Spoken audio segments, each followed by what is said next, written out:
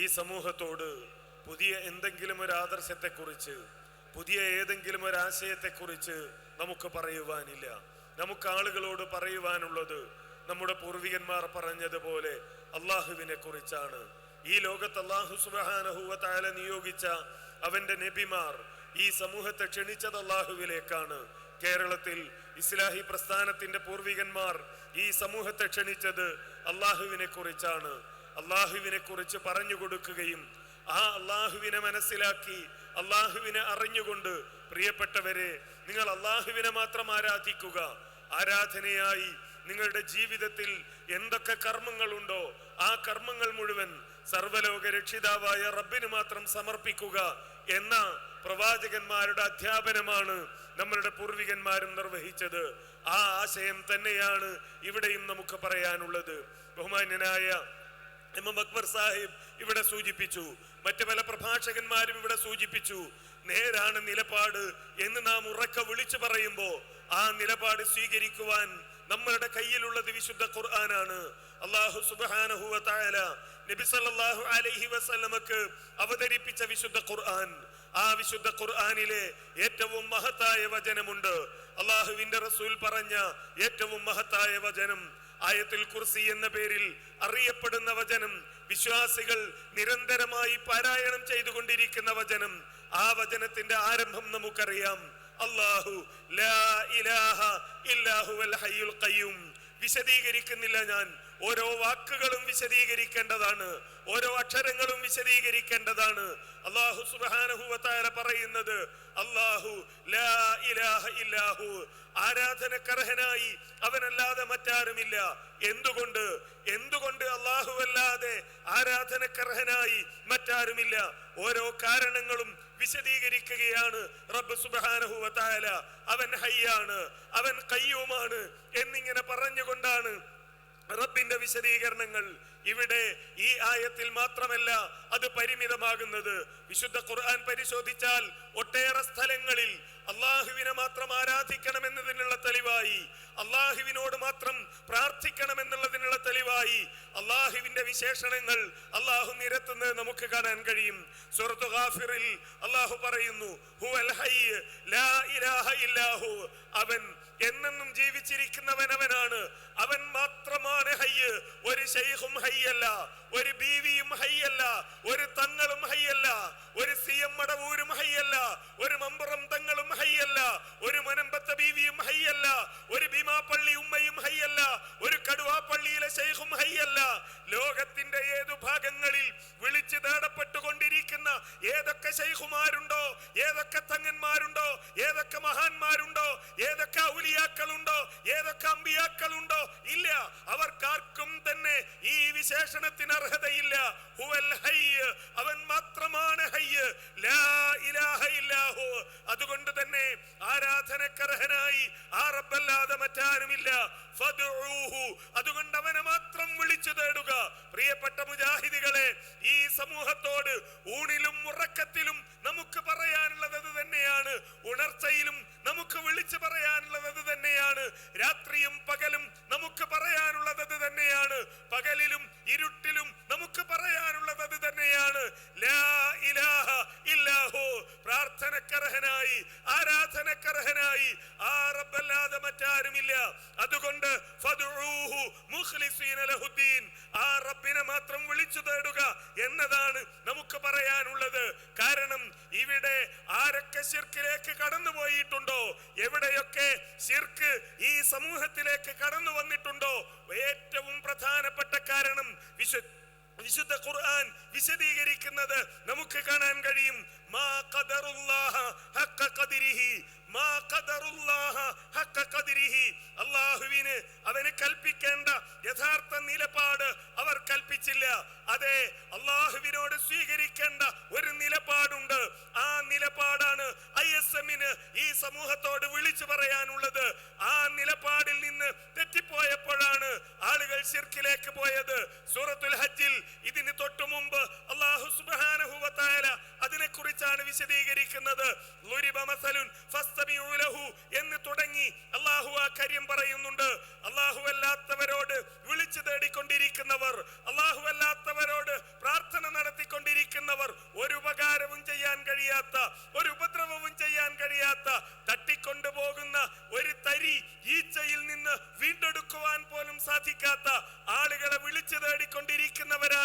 എന്ന് പറഞ്ഞതിന് ശേഷമാണ് അള്ളാഹു പറയുന്നത് മാ ഖദറുല്ലാഹ ഹഖ ഖദരിഹി, അള്ളാഹുവിനെ അറിയേണ്ടതുപോലെ അവരറിഞ്ഞില്ല.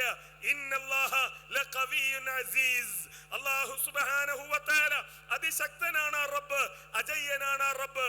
ആ റബ്ബിനെ തിരിച്ചറിയുന്നതിൽ ആർക്കൊക്കെ അപജയം സംഭവിച്ചുവോ അവരൊക്കെ അള്ളാഹുവിൽ നിന്ന് അകന്നു പോയിട്ടുണ്ട്, അവരൊക്കെ ശിർക്കിലേക്ക് എത്തിച്ചേർന്നിട്ടുണ്ട്, അവരൊക്കെ ശിർക്കിന്റെ വഴിയിലൂടെ സഞ്ചരിച്ചു കൊണ്ടിരിക്കുന്നുണ്ട്. നോക്കൂ, നാം നമ്മുടെ സമൂഹത്തിൽ നമുക്ക് കാണാൻ കഴിയുന്ന ഒരു പ്രധാനപ്പെട്ട ചർച്ചയുണ്ടല്ലോ. കഴിഞ്ഞ ഒരുപാട് സംസാരങ്ങളിൽ നമ്മൾ അത് കേട്ടു.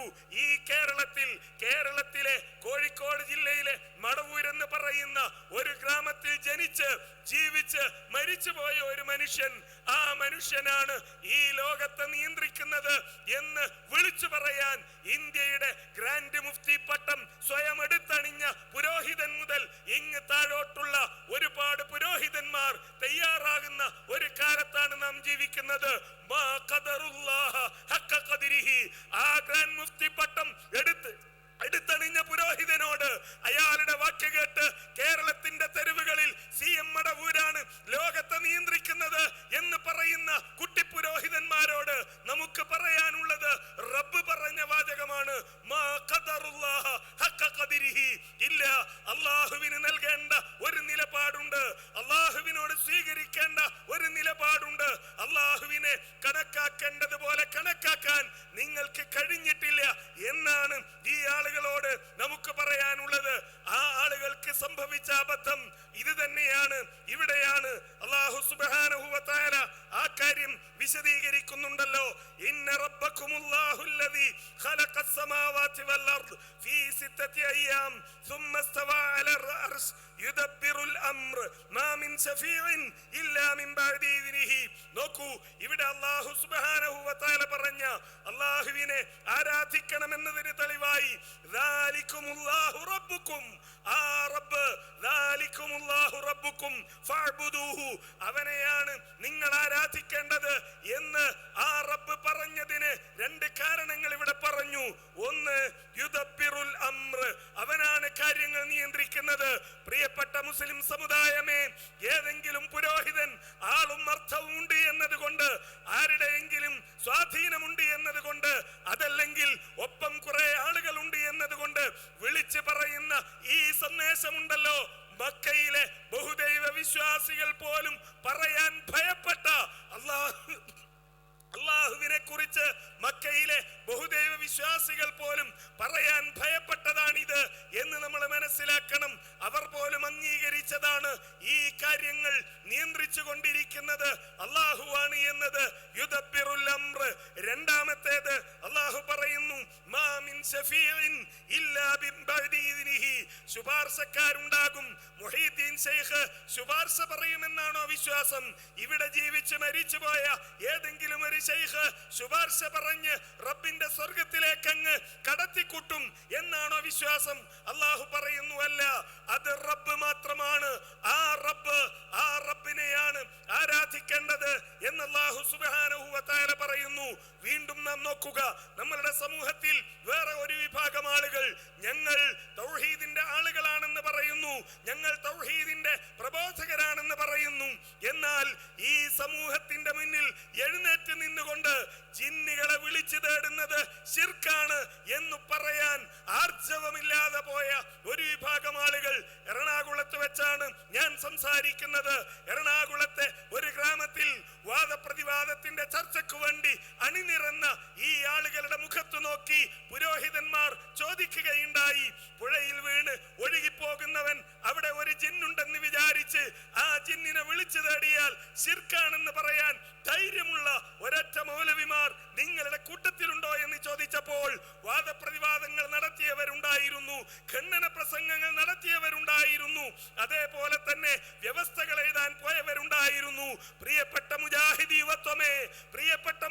യുവത്വമേ, നട്ടല്ലുയർത്തി ആ ചോദ്യത്തിന് മുമ്പിൽ 1000 കുതിരശക്തിയോടെ നമുക്ക് പറയാൻ കഴിയും, ശിർക്കാണ് മുസ്ലിയാരെ അത് പറയുന്നത് ആ വിളിച്ചു തട്ടം ശിർക്കാണ് എന്ന്. പ്രിയപ്പെട്ടവരെ, ഇതിനേക്കാൾ വലിയ ആർജവം വേറെ എന്താണ് നമുക്ക് നമ്മളുടെ സംഘടന നൽകേണ്ടത്? ആ ആർജവമില്ലാതെ എന്താളുകൾ ഉണ്ടായിട്ടെന്ത് കാര്യം? എന്തർത്ഥമുണ്ടായിട്ടെന്ത് കാര്യം? എന്ത് പൊടിപ്പും തൊങ്ങലുകളും ഉണ്ടായിട്ടെന്ത് കാര്യം? ഈ ആർജവമാണ് പ്രിയപ്പെട്ടവരെ നമുക്ക് വേണ്ടത്. ഈ കരുത്താണ് നമുക്ക് വേണ്ടത്. അല്ലാഹു സുബ്ഹാനഹു വ തആല പറഞ്ഞ ഒരു കാര്യമുണ്ടല്ലോ, അമ്മൻ യുജീബുൽ മുൽത്തറ ഇദാ ദഅാഹു വയക്സിഫു സൂഅ വയജഅലുകും ഖുലഫാഅൽ അർള്. ഈ ആയത്തിൽ അല്ലാഹു പറഞ്ഞ ഈ ആശയം അത് മനസ്സിലാക്കാൻ കഴിയാതെ പോയവർ, അമ്മൻ യുജീബുൽ മുൽത്തറ, ഒരു പ്രയാസത്തിന്റെ ഘട്ടത്തിൽ ചോദ്യങ്ങൾക്ക്, തേട്ടങ്ങൾക്ക്, പ്രാർത്ഥനകൾക്ക്, വിളിച്ചു തേട്ടങ്ങൾക്ക് ഉത്തരം നൽകുന്നവൻ റബ്ബല്ലാതെ വേറെ ആരാണ് എന്ന റബ്ബിന്റെ ചോദ്യം. ആ ചോദ്യം ഉൾക്കൊണ്ട ഒരാൾക്ക് ജീവിതത്തിൽ ഒരിക്കലെങ്കിലും പറയാൻ കഴിയുമോ, ഈ പ്രയാസത്തിന്റെ സന്ദർഭങ്ങളിൽ ഒരാൾ ജിന്നിനെ വിളിച്ചു തേടിയാൽ, അവിടെ ഒരു ജിന്നുണ്ടെന്ന് കരുതി ആ ജിന്നിനോട് സഹായം തേടിയാൽ ശിർക്കല്ലെന്ന് പറയാൻ ആർക്കാണ് പ്രിയപ്പെട്ടവരെ കഴിയുക? വീണ്ടും ഖുർആൻ ചോദിക്കുന്നുണ്ട്, അമ്മൻ യഹ്ദീകും ഫീ ളുലുമാത്തിൽ ബർരി വൽ ബഹർ.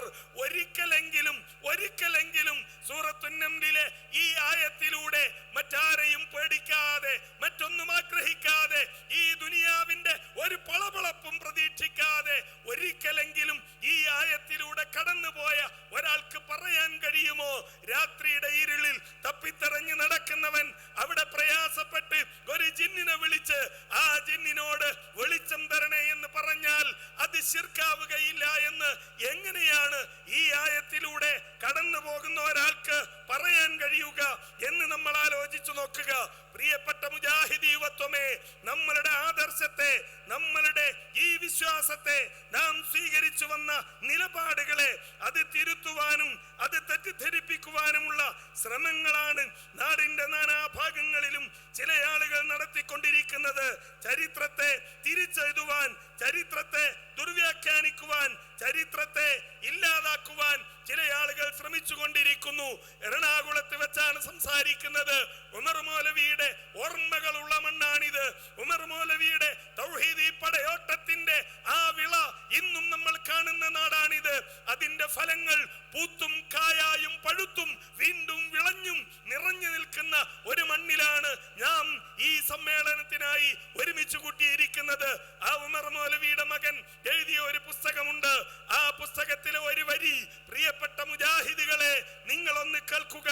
അതിൽ പറയുകയാണ്, ജീവിച്ചിരിക്കുന്നവരും ഹാജറുള്ളവരുമായ സൃഷ്ടികളോട് അവരുടെ കഴിവിൽപ്പെട്ട കാര്യങ്ങൾ ആവശ്യപ്പെടുന്നത് പ്രാർത്ഥനയുടെ പരിധിയിൽ വരില്ലെന്നും അത് ജിന്നുകളുടെ കാര്യത്തിലും ബാധകമാണെന്നും അത്തരം ചോദ്യങ്ങൾ അല്ലാഹു അല്ലാത്തവരോടുള്ള പ്രാർത്ഥനയ്ക്ക് തെളിവായി സ്വീകരിക്കാൻ പറ്റില്ലെന്നുമായിരുന്നു ഇസ്ലാഹി പ്രസ്ഥാനത്തിന്റെ സുവ്യക്തമായ നിലപാട്. പ്രിയപ്പെട്ട മുജാഹിദ് യുവത്വമേ, നമുക്ക് പറയാൻ കഴിയണം, അല്ല, അതായിരുന്നില്ല മുജാഹിദ് പ്രസ്ഥാനത്തിന്റെ നിലപാട്. സൃഷ്ടികളോട് അവരുടെ കഴിവിൽപ്പെട്ടത് തേടിയാൽ അത് പ്രാർത്ഥനയാവില്ല എന്ന വിഷയത്തിൽ ഒരിക്കലും മുജാഹിദുകൾ ജിന്നുകളെ ഉൾപ്പെടുത്തിയിരുന്നില്ല. മുജാഹിദുകൾ ഒരിക്കലും അതിൽ മലക്കുകളെ ഉൾപ്പെടുത്തിയിരുന്നില്ല. അങ്ങനെയാണെങ്കിൽ ജിന്നുകളോട് സഹായാർത്ഥന നടത്തിയാൽ ശിർക്കാവുകയില്ല എന്ന ഒരു വാദം, അതിനുമപ്പുറത്ത് സൃഷ്ടികളോട് തേടൽ അനുവദനീയമായതുണ്ട്, സൃഷ്ടികളോട് തേടാൻ പറ്റുന്നതുണ്ട്. അങ്ങനെയൊക്കെ ജിന്നുകളെ ഈ കൂട്ടത്തിലേക്ക് ഒരു കാലത്തും ഉൾപ്പെടുത്തിയിരുന്നില്ല എന്ന് നമ്മൾ മനസ്സിലാക്കേണ്ടതുണ്ട്.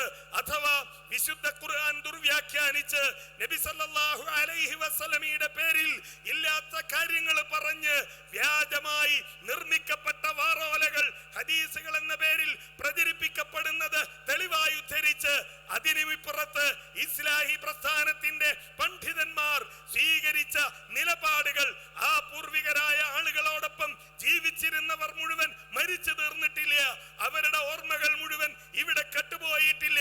ചരിത്രത്തിൽ നിന്ന് തപ്പിയെടുക്കേണ്ട രേഖകളല്ല ഇസ്ലാഹി പ്രസ്ഥാനത്തിന്റെ പൂർവികന്മാരായ പണ്ഡിതന്മാർ പലർക്കും ജീവിച്ചിരിക്കുന്ന അനുഭവമാണ്.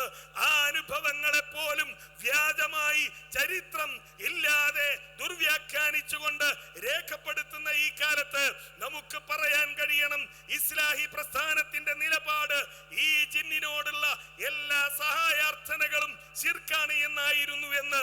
ഈ തരത്തിൽ പ്രബോധന പ്രവർത്തനങ്ങൾ സജീവമാകണം. നമുക്ക് നേരിടാനുള്ള മേഖലകൾ, നമുക്ക് സംബോധന ചെയ്യാനുള്ള മേഖലകൾ ഒട്ടേറെയുണ്ട് എന്ന് നമ്മൾ മനസ്സിലാക്കുക. അതിന് ബോൽബലകമായതിന് സഹായകമായ ഒട്ടേറെ പദ്ധതികൾ ഇവിടെ പ്രഖ്യാപിക്കപ്പെട്ടു. നമ്മൾ ഇവിടെ പ്രഖ്യാപിച്ച പദ്ധതികളൊന്നും ഈ ദുനിയാവിന്റെ ആവശ്യങ്ങൾക്ക് വേണ്ടിയുള്ളതല്ല, പരലോക വിജയത്തിനുള്ളതാണ്. നമ്മളുടെ പരലോക വിജയത്തിന് ഒരുപക്ഷെ എന്തിനാണ് ISM, എന്തിനാണ് സംഘടന എന്നൊക്കെ ചോദിക്കുന്ന ആളുകൾ ഉണ്ടാകാം. നമുക്ക് സംഘടന ആവശ്യമാണ്, നമുക്ക് സംഘടന വേണ്ടതുണ്ട്. ഇതിന്റെ ദൗർബല്യങ്ങൾ ചൂണ്ടിക്കാണിച്ച് സംഘടന തന്നെ വേണ്ട എന്ന് പറഞ്ഞ് പുച്ഛിക്കുന്ന ആളുകൾ ഉണ്ടാകാം. പക്ഷേ ഈ സംഘടനയാണ് സംഘടിതമായി പ്രവർത്തിച്ച് അതിനുവേണ്ടി ചോരയും വിയർപ്പും ചിന്തിയ പൂർവികന്മാരുടെ ആ നനവിലാണ് നമ്മളുടെ ഈ സമുദായം കേരളത്തിൽ കിളിർത്തു വന്നത് എന്ന് നമ്മൾ മനസ്സിലാക്കണം. വലിയ വലിയ പണ്ഡിതന്മാരും അതേപോലെ ഇന്ത്യ രാജ്യത്തെ വിലക്ക് വാങ്ങാൻ കഴിയുമായിരുന്ന വലിയ വലിയ പണക്കാരും നവാബുമാരും സുൽത്താൻമാരും ജീവിച്ചിരുന്ന നാടുകളിലെ മുസ്ലിം സമൂഹം റിക്ഷ വലിക്കുന്നവരും വെള്ളം കോരികളും വിറകുവെട്ടുകളുമായി ജീവിക്കുന്ന ഒരു കാലത്ത് അഭിമാനപൂർവം ലോകത്തെ ഏത് സമൂഹത്തിന്റെയും മുന്നിൽ എഴുന്നേറ്റ് നിന്ന് ഞങ്ങൾ കേരളത്തിലെ മുസ്ലിങ്ങളാണ് എന്ന് അഭിമാനത്തോടുകൂടി പറയാൻ കഴിയുന്ന ഒരു സമൂഹമായി നാം മാറിയത് ഈ സംഘടനയുള്ളത് കൊണ്ടാണ്. നമ്മളുടെ മക്കൾ തിരിച്ചു പോകണോ ഇരുട്ടിന്റെ ലോകത്തേക്ക്? ലോകം മുന്നോട്ട് പോകുമ്പോ, ലോകം മുന്നോട്ടേക്ക് കുതിക്കുമ്പോ നമ്മളുടെ കുട്ടികൾ വീണ്ടും വെള്ളം കോരികളും വിറകുവെട്ടുകളുമായി തീരേണ്ടതുണ്ടോ എന്ന് നമ്മൾ ആലോചിക്കുക. അതിനു വേണ്ടിയാണ് സംഘടനയോടൊപ്പം ചേർന്ന് നിൽക്കണമെന്ന് പറയുന്നത്.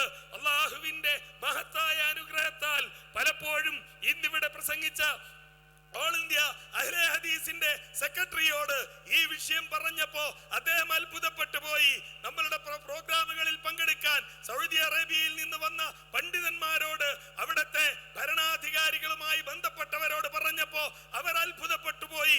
100 കൊല്ലം ഒരു പണ്ഡിത സംഘടന കേരളത്തിൽ പ്രവർത്തിക്കുന്നു എന്ന് കേട്ടപ്പോൾ അത്ഭുതമായിരുന്നു അവർക്ക്. ഇപ്പോ ചില ആളുകൾ തർക്കിച്ചു കൊണ്ടിരിക്കുകയാണ്, ആരാണ് 100, ആർക്കാണ് 100 ആഘോഷിക്കാനുള്ള അവകാശം? EK വിഭാഗത്തിനാണോ AP വിഭാഗത്തിനാണോ എന്ന് തർക്കിച്ചു കൊണ്ടിരിക്കുന്നു.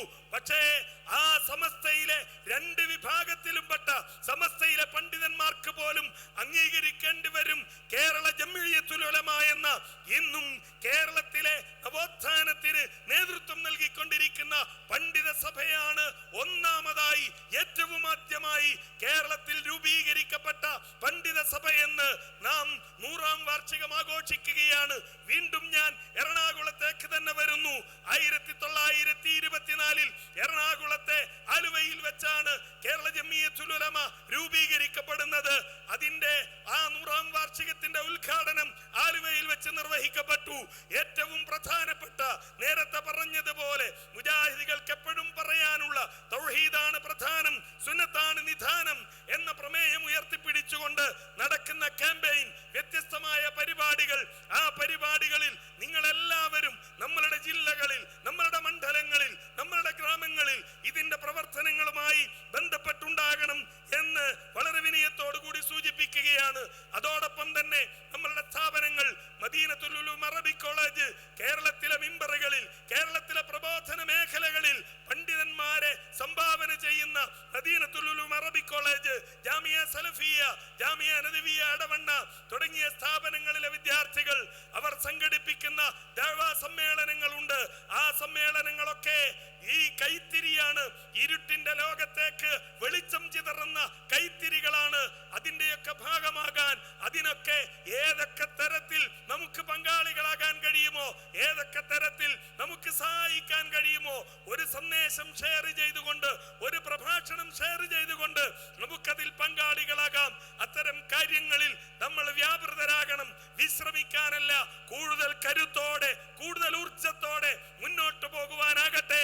നമ്മൾ ഇവിടെ നിന്ന് പിരിഞ്ഞു പോകുന്നത് അതിന് റബ്ബ് നമ്മെ അനുഗ്രഹിക്കുമാറാകട്ടെ. അതോടൊപ്പം തന്നെ ഈ സമ്മേളനത്തിൽ പങ്കെടുക്കാൻ സാധിക്കാതെ വന്ന ചെറുപ്പക്കാരുണ്ട്. ഇതിനു വേണ്ടി ഈ സമ്മേളനത്തിനു വേണ്ടി പ്രാർത്ഥനയോടുകൂടി കഴിയുന്ന നമ്മളുടെ പൂർവികരായ നമുക്ക് മുമ്പ് നടന്നുപോയ നമ്മുടെ കാരണവന്മാരുണ്ട്. ആരോഗ്യപരമായ കാരണങ്ങളാൽ ഇവിടെ എത്തിച്ചേരാൻ സാധിക്കാത്ത നമ്മുടെ നേതാക്കളുണ്ട്. ബഹുമാന്യനായ KNM-ന്റെ ജനറൽ സെക്രട്ടറി, KJU-വിന്റെ അധ്യക്ഷനായ M. മുഹമ്മദ് മദനിയെ പോലെയുള്ള നമ്മളുടെ പണ്ഡിതന്മാരുണ്ട്. അവരുടെ ആരോഗ്യത്തിനു വേണ്ടി, അവരുടെ ദീർഘായുസ്സിനു വേണ്ടി, അവരുടെ നേതൃത്വത്തിന്റെ തണലിൽ വീണ്ടും തൗഹീദി പ്രബോധനവുമായി മുന്നോട്ട് പോകുവാൻ വേണ്ടി നാം റബ്ബിനോട് പ്രാർത്ഥിക്കുക. അല്ലാഹുവേ, ഞങ്ങളുടെ പൂർവികരായ പണ്ഡിതന്മാർ വിശുദ്ധ ഖുർആനിന്റെ പ്രവാചകന്റെ ചര്യയുടെ വെളിച്ചത്തിൽ മുന്നോട്ട് നയിച്ചതുപോലെ ഈ സമുദായത്തെ മുന്നോട്ട് നയിക്കാനുള്ള കരുത്ത് ഞങ്ങളുടെ യുവതക്ക്, ഞങ്ങളുടെ യുവത്വത്തിന് നീ പ്രദാനം ചെയ്യണമേ. വൽഹംദുലില്ലാഹി റബ്ബിൽ ആലമീൻ. വസ്സലാമു അലൈക്കും വറഹ്മത്തുള്ളാഹി വബറകാതുഹു.